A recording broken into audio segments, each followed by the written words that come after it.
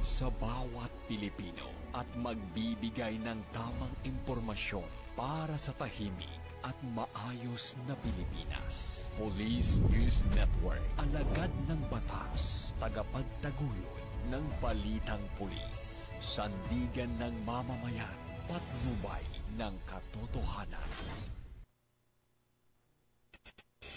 La Campo Crame, maghahatid ng pinakahuling kaganapan at nagbabagang balita. Ito ang PNN Police News Network.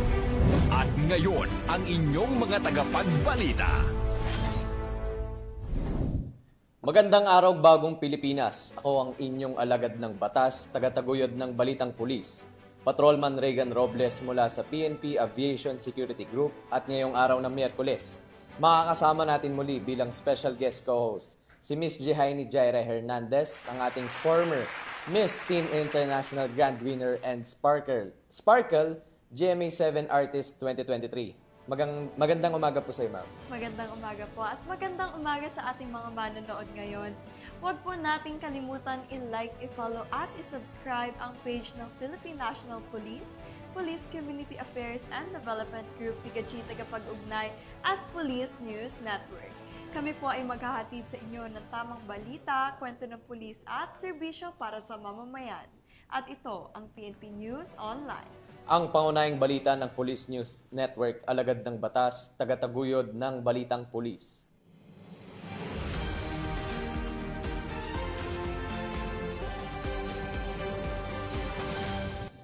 Narito ang mga balitang dapat niyong abangan. Suspect sa basag kotse na modus, arestado sa loob ng 2 minuto. Menor de edad na nagtangkang tumakas sa checkpoint sa Cebu, nahulihan ng baril. At mag-asawang wanted sa kasong estafa, timbog sa Parañaque City.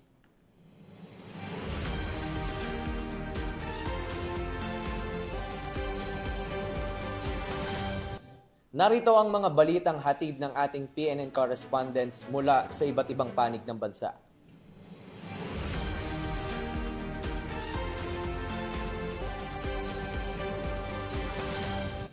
Simulan natin ang balita mula sa bahagi ng Luzon.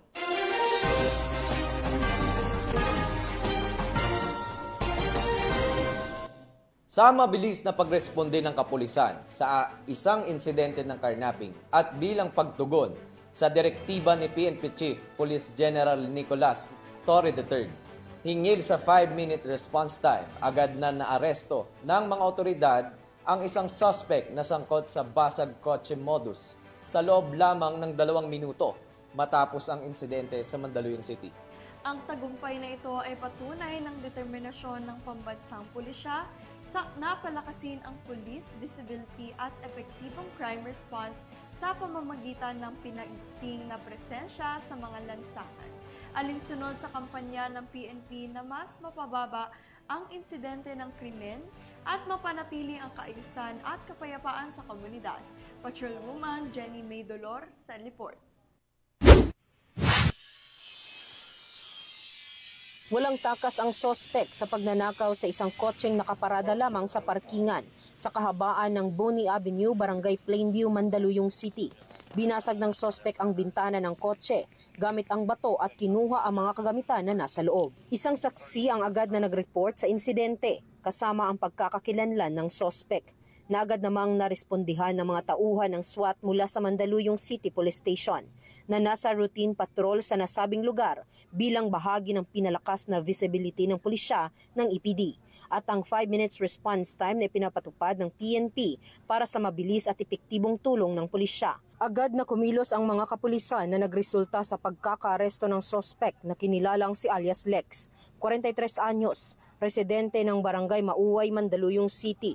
Nabawi naman ang mga ninakaw na kagamitan. Agad pinagbigay alam ng kapulisan sa may-ari ng kotse ang pangyayari.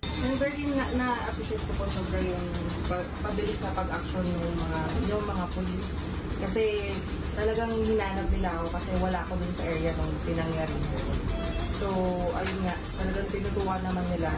At Matapos basahan ng kanyang karapatan, ang sospek ay kasalukuyang nasa kustodiya ng Mandaluyong Custodial Facility at nahaharap sa kasong theft. Ang maagap na pag-report at malasakit ng mamamayan ay isang malaking tulong sa tagumpay ng operasyong ito. Ang patuloy na pagsuporta ng mamamayan at pakikiisa sa magagandang programa ng PNP ay magbibigay ng mas ligtas at payapang komunidad para sa lahat. Mula dito sa Eastern Police District, ako po ang inyong PNN correspondent, Patrolwoman Jenny Midolor, alagad ng batas, tagataguyod ng Balitang Pulis. Maraming salamat, Patrolwoman Dolor. Arestado ng mga otoridad ang mag-asawang kabilang sa listahan ng most wanted person sa Parañaque City sa bisa ng warrant of arrest na isinilbi ng pulisya kaugnay sa kasong estafa. Magbabalita dyan si Patrolwoman Reyna Joyce Dalire. Arestado na ang mag-asawang pinaghahanap ng mga otoridad sa Parañaque City dahil sa kasong panloloko o estafa. Nahuli sila noong umaga nitong nakaraang linggo lamang sa Dr. Abel Santos Avenue, lungsod ng Parañaque. Kinilala ang mga suspect na sina alias Ryan, 42 years old, top 7 most wanted person, at ang kanyang asawa na si alias Maureen, 31 years old, at top 8 naman sa naturang listahan para sa buwan ng Hunyo. Ang mag-asawa ay nahaharap sa kasong estafa o panloloko na inilabas ng RTC Branch 231 Pasay City matapos umanong lokohin ang kanilang mga kliyente. Dahil dito, nagsampa ng kaso ang mga nabiktima. Wala ring inirerekomendang piyensa para sa kanilang pansamantalang kalayaan. Ayon sa inilabas na warrant of arrest, 7 silang pinaghahanap ng batas. Nahuli na ang 2 at kasalukuyang hinahanap pa ang 5 pang natitira. Sa ngayon, nasa kustodiya na ng Parañaque Police ang mag-asawa habang inaayos pa ang pagbabalik ng kanilang warrant sa korte. Ayon sa Southern Police District, ang mabilis na operasyon ay patunay na seryoso ang pulisya sa paghuli sa may mga kaso. Ipinapaalala rin nila ang mga sangkot sa panuloko na hindi sila makakatakas sa batas at mas makakabuting sumuko na bago pa sila maaresto. Mula dito sa Southern Police District, ako ang inyong PNN correspondent, Patrolwoman Reyna Joyce Dalire, alagad ng batas, tagataguyod ng Balitang Pulis. Maraming salamat, Patrolwoman Dalire. Tinatayang 1.2 milyong pisong halaga ng tanim na marijuana ang tinupok ng mga operatiba sa tuloy-tuloy na isinasagawang marijuana eradication sa bayan ng Kibungan, Benguet. Ang detalye ng balita mula kay Patrolwoman Ronalyn Layaw. Patuloy na papaigting ng kapulisan kontra ilegal na droga. Tinatayang 600,000 halaga ng fully grown marijuana plants ang nadiskubre ng mga otoridad sa isinagawang marijuana eradication sa barangay Lukong, Tinglayan, Kalinga nito lamang ika-15 ng Hunyo 2025. Matagumpay ang nasabing eradikasyon dahil sa pagtutulungan ng mga operatiba sa pangunguna ng mga tauhan ng Tinglayan Municipal Police Station, Drug Enforcement Unit, Police Intervention Unit, Kalinga PPO, 153rd MC, Regional Mobile Force Battalion 15, 1st and 2nd Kalinga PMFC. Ayon kay Police Colonel James D. Mangili, Provincial Director ng Kalinga PPO, nagresulta ang operasyon sa pagkakadiskubre ng 3,000 piraso ng fully grown marijuana plants sa isang communal forest na tinatayang may lawak na 300 square meters at may standard truck price na 600,000 pesos. Bagamat walang nahuling cultivator, binunot at sinunod ng mga operatiba ang mga pinagbabawal na tanim sa mismong lugar pagkatapos ng pagdokumento at pagkuha ng sapat na sample upang isumite sa Kalinga Provincial Forensic Unit para sa karagdagang pagsusuri. Ang matagumpay na operasyon ay patunay lamang na pambansang pulisya ay kaisa sa pagpapaigting ng kampanya kontra ilegal na droga bilang pagsuporta sa atikain ng kasalukuyang administrasyon tungo sa isang bagong Pilipinas. Mula dito sa Baguio City, ako po inyong PNN correspondent, Patrolwoman Layaw, alagad ng batas, tagataguyod ng Balitang Pulis. Maraming salamat, Patrolwoman Layaw.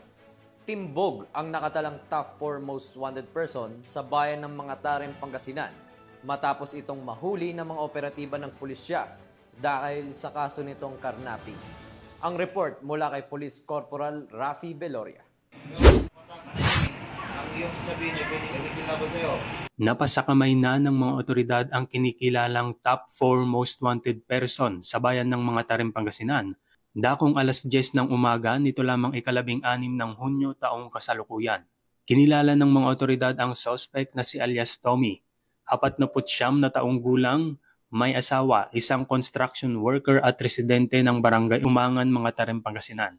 Ang operasyon ay isinagawa ng mga tauhan ng mga Tarem Municipal Police Station alinsunod sa warrant of arrest na nilagdaan ni Honorable Vincent Espinosa Lamog, Acting Presiding Judge, Regional Trial Court, Branch 38, Lingayen, Pangasinan, kaugnay sa kasong paglabag sa New Anti-Carnapping Act of 2016 na may piyansang nagkakahalaga ng 300,000 piso para sa kanyang pansamantalang kalayaan. Ang suspect ay nasa kustudiya ngayon ng mga Tarem Municipal Police Station para sa dokumentasyon at tamang disposisyon. Patuloy naman na pinapaigting ng ating mga kapulisan ang kanilang kampanya laban sa kriminalidad upang matiyak ang kaligtasan ng bawat mamamayan. Mula dito sa Ilocos Region, ako ang inyong PNN correspondent, Police Corporal Rafi Viloria, alagad ng batas, tagataguyod ng Balitang Pulis. Maraming salamat, Police Corporal Viloria. Bilang bahagi ng patuloy na pagpapaigting ng kampanya ng pulisya kontra iligal na droga, nasa kote ang isang suspect sa isinasagawang bypass operation ng Nueva Ecija, PNP. Matapos mahulihan ng mahigit 400,000 pisong halaga ng iligal na droga. Patrolwoman Lixen Ray Saweran sa report. Aresto ang isang high-value individual sa isinagawang buy-bust operation ng Zaragoza Municipal Police Station Drug Enforcement Unit, PIDEA Nueva Ecija at Provincial Police Drug Enforcement Unit ng Nueva Ecija Police Provincial Office sa Barangay Santo Rosario, Yang, Zaragoza, Nueva Ecija. Kinilala ni Police Colonel Ferdinand D. Hermino, Provincial Director ng Nueva Ecija PPO, ang suspect na si alias Bong, 52 anyos na lalaki, walang asawa at residente ng Barangay Mountain View, Mariveles, Bataan. Nakumpirma ang bentahan ng iligal na droga matapos makabili ang isang PNP posture buyer ng isang sachet ng inihinalang shabu kapalit ng 3,000 pesos. Sa isinagawang protective search, na-recover mula sa suspect ang karagdagang 2 sachet ng inihinalang shabu, marked money at isang kulay itim na touchscreen cellphone. Tinatayang 57 gramo ng inihinalang shabu na nagkakahalaga ng 387,600 pesos ang kubuang nasamsam sa operasyon. Dinala na sa impila ng Zaragoza Police Station ang suspect at mga nakumpiskang ebidensya para sa kaukulang dokumentasyon at disposisyon at sasampahan ng kasong paglabag sa Republic Act 9165 o ang Comprehensive Dangerous Drugs Act of 2002. Patuloy ang panawagan ng kapulisan ng Gitnang Luzon sa ilalim ng pamumuno ni Police Brigadier General Ginnes Fajardo, Regional Director ng Police Regional Office 3, sa publiko na makiisa sa pagsugpo sa kriminalidad upang mapanatili ang kapayapaan at kaligtasan sa buong rehiyon. Mula dito sa Gitnang Luzon, ako ang inyong PNN correspondent, Patrolwoman Lixen Ray Saweran, alagad ng batas, tagataguyod ng Balitang Pulis.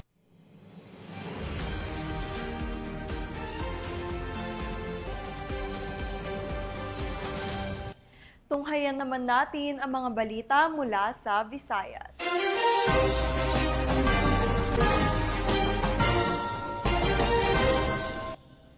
Walang kawala sa batas ang isang minor de edad nang mahulihan ng baril matapos tangkaing tumakas sa itinayong checkpoint ng pulisya sa bayan ng Liloan, Cebu.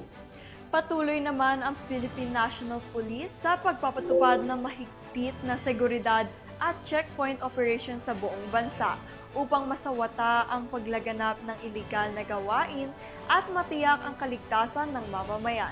Yan ang tinutukan ni Patrolwoman Judith Ticanor. Isang 17 taong gulang na estudyante ang nahuli ng mga otoridad matapos tangkain ang pagtakas mula sa isang checkpoint operation na isinagawa ng mga pulis nito lamang nakaraan dakong 1:30 ng madaling araw sa Sitio Sambag, Barangay San Vicente, Liloan, Cebu. Kinilala ni Police Major Maui Arcilla, Chief of Police na Liloan Municipal Police Station, Cebu Police Provincial Office, ang suspect na si Christian, 17 taong gulang at residente ng Sitio Kugon, Barangay San Vicente, Liloan, Cebu. Ayon sa ulat, pinahinton mga nagpapatrolyang pulis sa isang motorsiklo matapos mapansing walang suot na helmet ang driver. isang malinaw na paglabag sa batas trapiko. Sa halip na huminto, tinangka ng mga sakay ng motorsiklo na tumakas, dahilan para magsimula isang maikling habulan. Na-corner ng mga pulis ang motor at agad bumaba ang isa sa mga backrider na sinubukang tumakas sa pamamagitan ng pagtakbo, ngunit naabutan ito ng mga kapulisan. Sa isinagawang body search, nakuha mula sa kanyang baywang isang caliber .38 revolver na walang serial number at may lamang 4 na bala. Dahil dito, agad siyang dinala sa himpilan ng pulisya at isinailalim sa kustudiya bilang child in conflict with the law. Siya ay maharap sa kasong paglabag sa Republic Act No. 10591 o Comprehensive Firearms and Ammunition Regulation Act. Patuloy ang investigasyon ng mga otoridad habang isinasagawa ang kaukulang proseso alinsunod sa batas para sa mga minor de edad. Ang insidente ay patunay ng kahalagan ng mas pinaigting na pagpapatrolya at masusing checkpoint operations ng mga kapulisan upang mapigilan ang paglaganap ng ilegal na armas para makamit ang isang ligtas at mapayapang komunidad. Mula dito sa Police Regional Office 7, ako ang inyong Police News Network Correspondent, Patrolwoman Judith Nicanor, alagad ng batas, tagataguyod ng Balitang Pulis. Maraming salamat, Patrolwoman Nicanor. Matagumpay na nakumpiska ng Iloilo City PNP mula sa 2 drug suspect ang hinihinalang shabu at marijuana na may kabuang halaga ng mahigit 800,000 piso sa isang operasyon laban sa iligal na droga. Nakaibalita dyan, si Patrolwoman Lynette Sablon.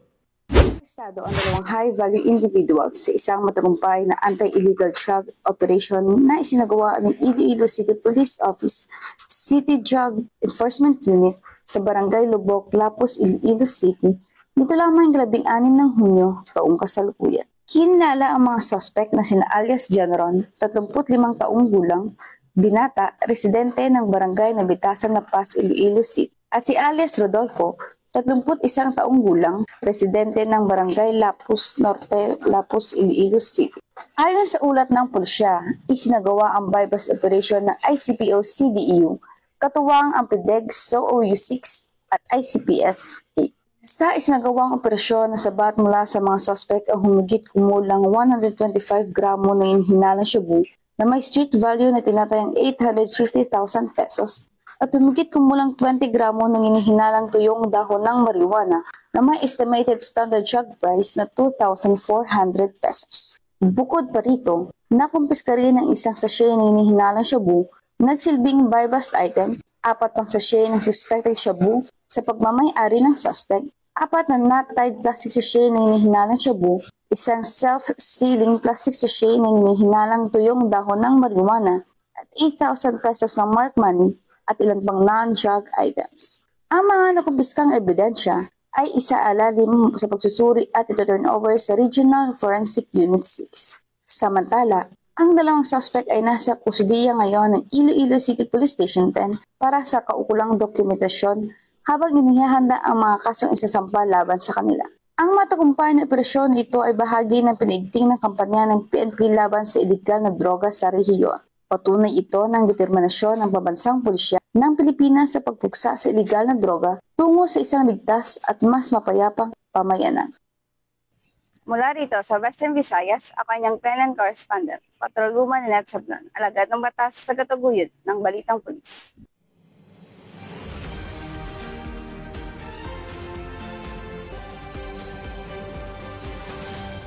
Narito naman ang mga balita mula sa bahagi ng Mindanao.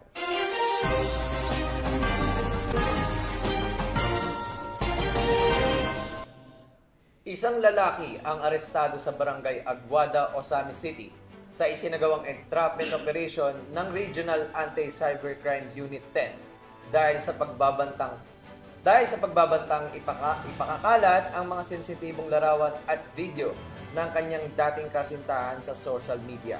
Muling nagpapaalala ang PNP sa publiko na maging maingat sa pagbabahagi ng pribadong impormasyon at larawan upang maiwasan ang pagkakasangkot sa ganitong uri ng krimen. Nakabalita dyan si Patrolwoman Mary Grace Artizuela. Isang 27 anyos na lalaki ang naaresto matapos pagbantaan ng kanyang dating kasintahan na ikakalat ang mga sensitibong larawan at video nito kapalit ng halagang 40,000 piso. isinagawa ang entrapment operation ng mga tauhan ng Lanao del Norte Provincial Cyber Response Team ng Rakuten, katuwang ang Osamis City Police Station sa Barangay Aguada, Osamis City. Naaresto sa operasyon ang suspect na kinilalang si alias Nick. Nahaharap ngayon ito sa mga kasong grave threats at robbery with violence against or intimidation of persons. Siya ay nasa kustudiya na ng Osamis City Police Station para sa dokumentasyon at paghahanda sa isasagawang inquest proceedings. Isang lalaki ang inaresto sa isinagawang entrapment operation ng Lanao del Norte Provincial Cyber Response Team, Regional Anti-Cybercrime Unit 10 ng Anti-Cybercrime Group sa Osamis City, Misamis Occidental sa pananakot na ikakalat ang mga sensitibong imahe at video ng babaeng biktima